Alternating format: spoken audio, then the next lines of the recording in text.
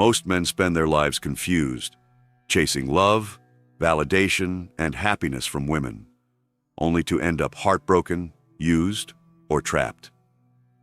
But 200 years ago, a philosopher named Arthur Schopenhauer exposed the raw truth about female nature. Truth so brutal, most men refuse to accept them. By the end of this, you'll see exactly where you've been deceived and how to finally take back control. So pay attention, because what you're about to hear isn't just controversial. It's the missing key most men will never grasp. Schopenhauer didn't believe in fairy tales. He saw love for what it really is, not a spiritual bond, not destiny, but a biological trick. A ruthless illusion designed by nature for one purpose: reproduction. Here's the uncomfortable truth. When you feel that electric attraction, that obsessive desire, that conviction that she's the one, your brain isn't connecting with her soul. It's calculating, subconsciously assessing fertility, genetic compatibility, survival advantages. And women? Their attraction works the same way, just with different priorities. Schopenhauer wrote, "Love is the ultimate goal of almost all human effort. It is more important than anything else in life." But he didn't mean that romantically. He meant it as a trap, a fleeting chemical high that fades the moment it serves its purpose. Think about it.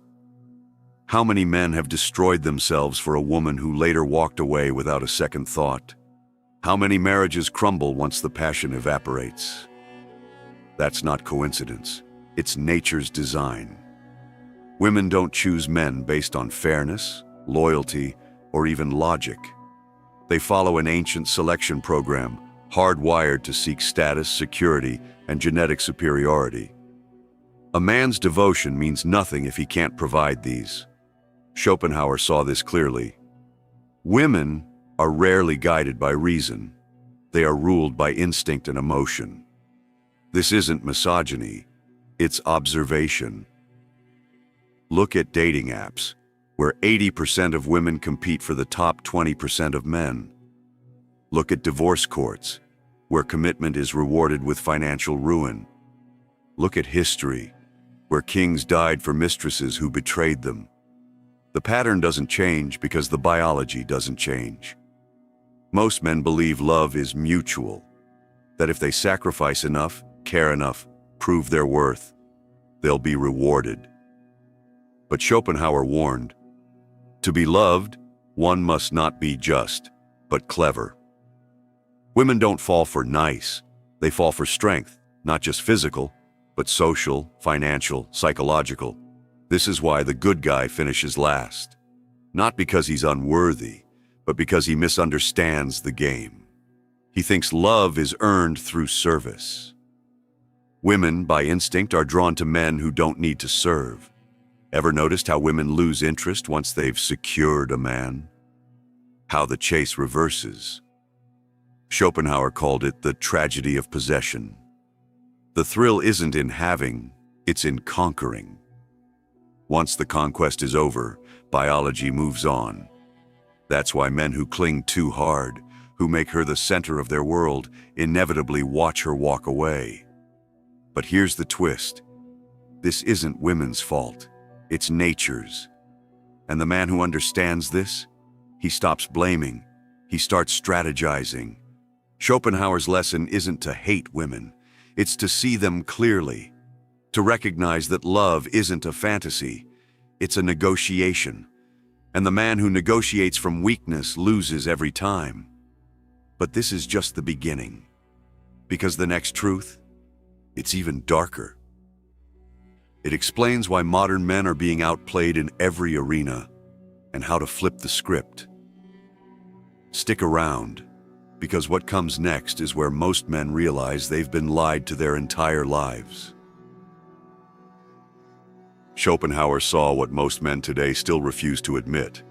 The rules of attraction aren't fair. They aren't logical, and they certainly aren't in your favor. While modern society preaches equality, Biology operates on a different set of laws. And the man who ignores this? He's already lost. Here's the brutal reality. Women hold the ultimate leverage in relationships, not because they're cruel, but because nature designed them to be selectors. From the moment puberty hits, a woman's value in the sexual marketplace peaks, while a man's must be built through struggle, status, and survival. Schopenhauer put it bluntly. Women are suited to being the nurses and teachers of our childhood by the very fact that they themselves are childish, frivolous, and short-sighted. He wasn't insulting them. He was highlighting an evolutionary truth.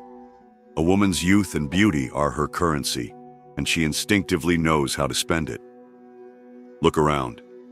The average man today is drowning in a paradox. He's told to be emotionally vulnerable, while women still chase dominance. He's shamed for wanting traditional masculinity while strong. Alphas still dominate dating apps. He's worked to exhaustion, providing in a system that rewards him with divorce courts and paternity tests. Schopenhauer warned of this centuries ago. Women are directly fitted for acting as the nurses and teachers of childhood by the fact that they are themselves childish, frivolous, and short-sighted. In a word, they are big children all their lives. But here's where it gets dangerous. Modern women haven't just embraced their power, they've weaponized it. Social media has turned attention into an economy, and the average man is the unpaid laborer.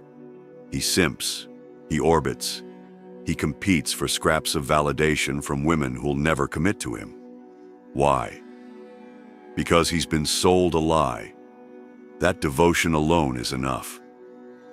Schopenhauer saw the trap long before dating apps and the modern Me Too. Women are systematically trained to be incapable of genuine love. This sounds harsh until you realize what he meant. Female love is conditional. It's tied to utility. A man isn't cherished for who he is, but for what he provides. The moment he stops providing, the love fades. This isn't cynicism, it's survival. Women are hardwired to seek the best possible mate. If a man stagnates, she will resent him. If he falls behind, she will replace him. And modern society, it cheers her on. Schopenhauer divided men into two categories, those who serve and those who are served. The beta male exhausts himself trying to prove his worth. The alpha commands worth effortlessly. One begs for loyalty, the other inspires obsession. You see this everywhere. The office worker who sacrifices his health for a promotion, hoping it'll make his wife respect him again. The gym rat who transforms his body, only to realize women now want him, but only for sex, not commitment. The simp who spends his paycheck on a girl who'll ghost him the second a higher status man appears. These men aren't victims, they're volunteers.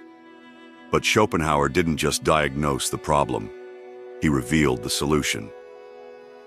The first rule of survival is to see the world as it is, not as you wish it to be. The man who thrives today isn't the one who clings to outdated romanticism. It's the one who masters the game. And the final truth? The game is rigged, but only if you're playing by the wrong rules. This is where most men give up, because the next truth is the hardest to swallow. It's not about women, it's about you.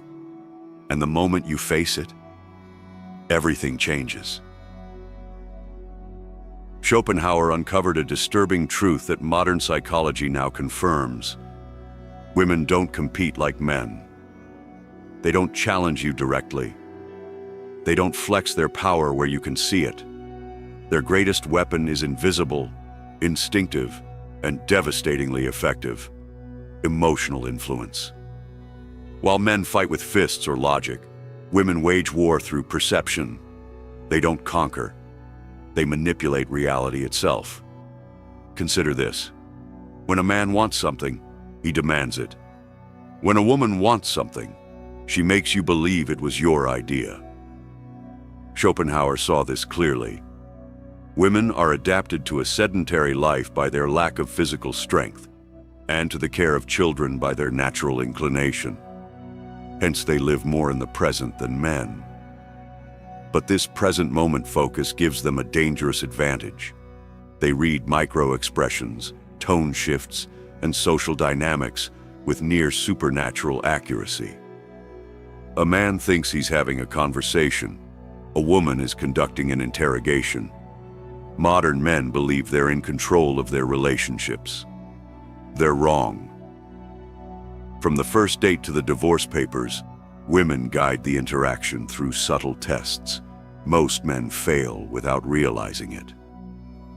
The compliance test, how quickly you rearrange your schedule for her. The frame test, whether you stand your ground or cave to her emotions. The investment test, if you chase more than she does. Schopenhauer warned, women are instinctively crafty and have an innate talent for deception. This isn't evil, it's evolutionary programming. In a world where physical strength didn't secure survival, emotional intelligence became the ultimate currency. The woman who couldn't navigate male psychology didn't pass on her genes. Here's where modern men walk blindly into the trap. They confuse a woman's attention for genuine interest. But Schopenhauer revealed the dark reality. Women are most drawn to men who don't need them. The moment you make a woman your purpose is the moment she loses respect for you. This explains why nice guys finish last, why marriages crumble after men sacrifice their ambitions, why women pursue emotionally unavailable men. It's not that women want to be treated poorly. They're biologically wired to seek men of higher value, and nothing destroys perceived value faster than neediness. Every interaction with a woman contains an unspoken power struggle. Most men lose before they realize the battle began. She cries to avoid accountability. She withholds affection to train compliance. She flirts with others to test your confidence. Schopenhauer called this the tyranny of the weak. Women leverage their perceived vulnerability to control stronger adversaries. A man who falls for it becomes a slave. A man who recognizes it, he becomes unstoppable. But there's hope. Schopenhauer's most liberating truth is this: the first step to freedom is seeing the chains. Once you understand female nature isn't personal, it's biological, you stop taking it personally. You stop begging for loyalty and start inspiring it. The final lesson: the most dangerous lies aren't the ones women tell men. They're the ones men tell themselves. Schopenhauer's most devastating revelation wasn't about women. It was about the cold, unflinching reality of human nature itself. After exposing the brutal truths of attraction and power dynamics, he offered something far more valuable: the path to liberation. This isn't about defeating women. It's about transcending the game entirely. Modern men make one fatal error. They believe happiness comes from female validation. Schopenhauer saw through this illusion.